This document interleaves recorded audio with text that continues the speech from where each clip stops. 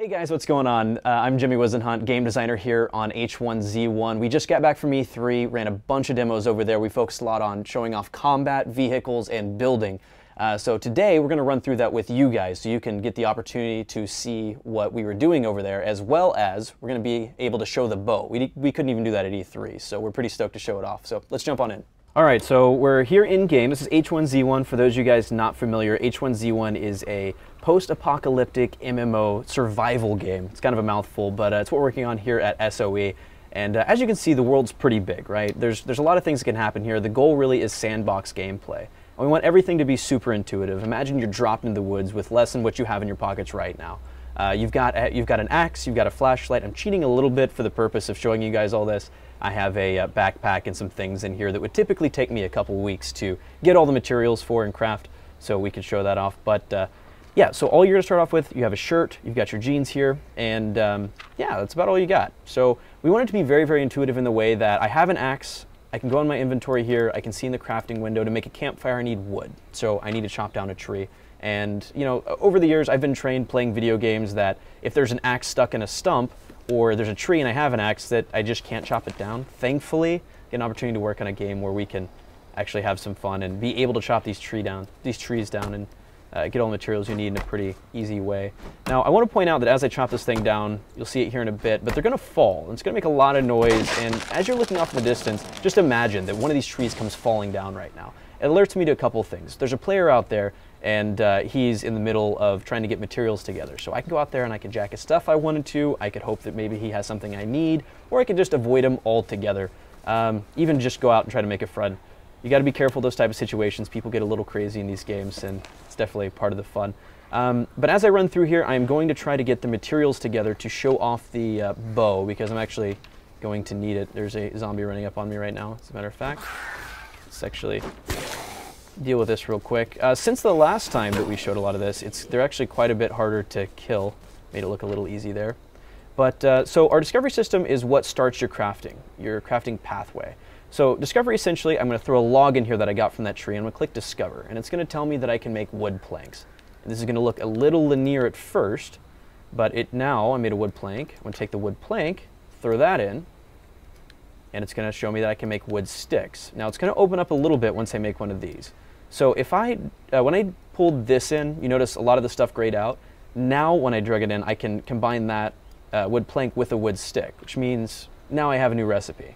So I'm going to click discover, and it's going to tell me that I can make an animal trap. Animal traps is something you throw on the ground and animals get trapped in it. You'll be able to pull them out, cook them, and have food that way. And maybe some fur and stuff as we move forward. But really what I'm focusing on right now is I want the bow, and I don't know how to make that yet, so I'm going to actually pull my shirt off here, which usually isn't going to be an initial option. You can, but you're going to lose a lot of space. I have a backpack, so we're going to hurry on along.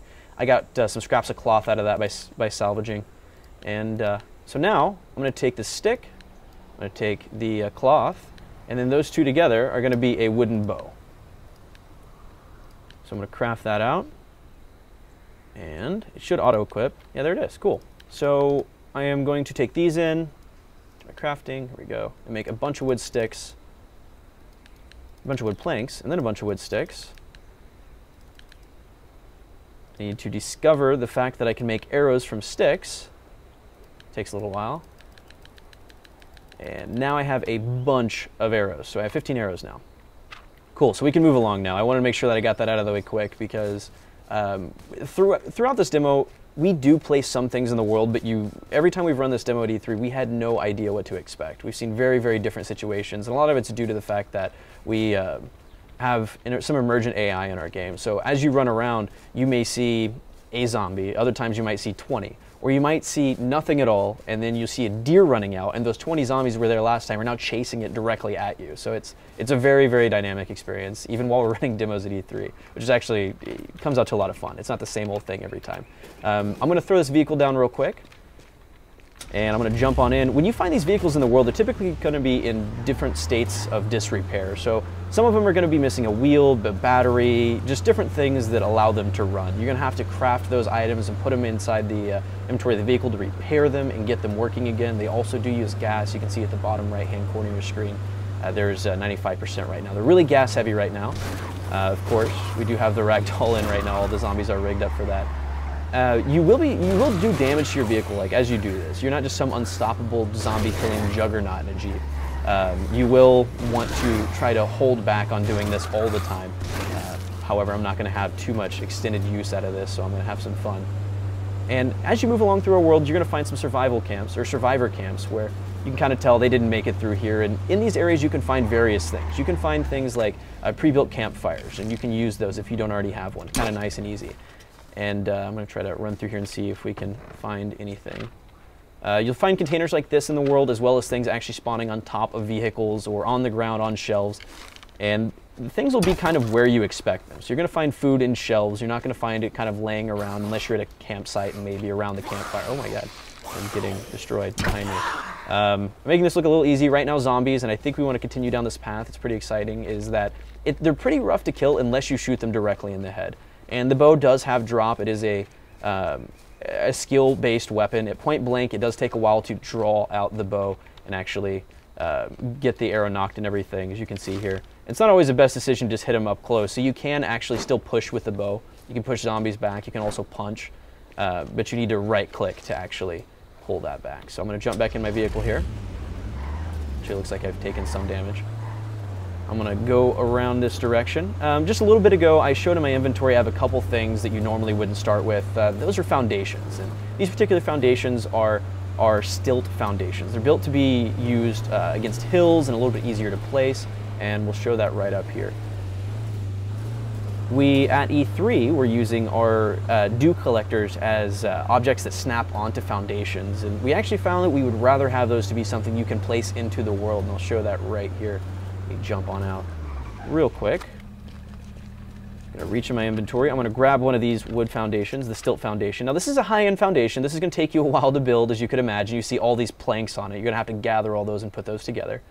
So I'm going to put this down right here, go up our stairs, and I'm going to grab one of our pre-canned buildings. These will take a few more resources, but they're nice if you just want to plop down some storage on your property, or you can door this off and just start to flesh it out using these buildings as well as walls and the like. And the dew collector that we showed before is now placeable within the world. So you can actually find an area, or you can take over one of those campsites if you'd like, and just place that down there. So what that'll be used for is situations when it's raining outside, or in the mornings it'll collect some fresh water. I actually think I did grab an empty bottle a little while ago, so I'm going to run on down to the lake down here, and I am going to put some water in it. And you'll see when I do this, it's going to be dirty water. You can imagine right now going and drinking out of your local pond or lake. It's not a good idea without actually filtering that out, boiling the water, killing all the bad stuff in it, and after the apocalypse, I'm sure it's going to be a lot worse.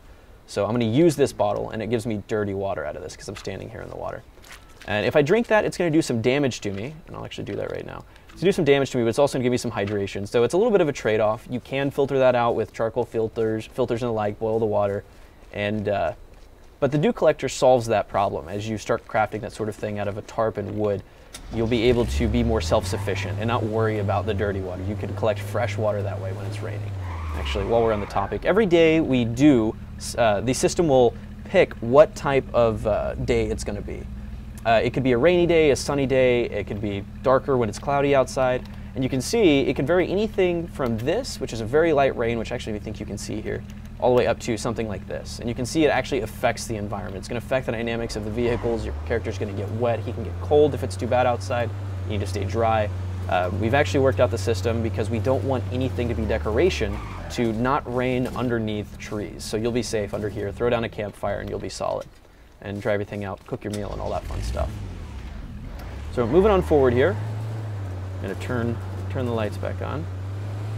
I'm going to see what's happened. We actually have some zombies that are typically in this area, but this is where it's so unpredictable. Sometimes the deer comes running through here, a wolf causes a ruckus and they go running off.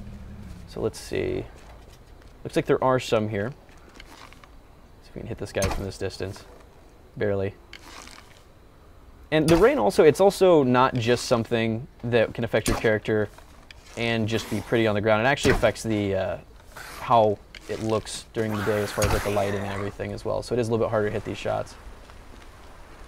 I'm going to run up here and see if we can find anything. We had a gun up here for the demo. I'm actually glad that we don't have it anymore. I get to use the bow some more. And I'm actually not going to make it through. I'm a horrible shot with a bow, apparently. Regardless of the fact I work on it, I can't shoot worth a darn. So I'm going to run back down to my Jeep. I'm going to go around the corner up here and show you guys a little bit about our dynamic weather and our time of day stuff. If you're not familiar with that, it is a full 24-hour day cycle. We do tune how long that lasts, and I'll speed that up and show you guys what the day, oh my god, what the days and the nights look like.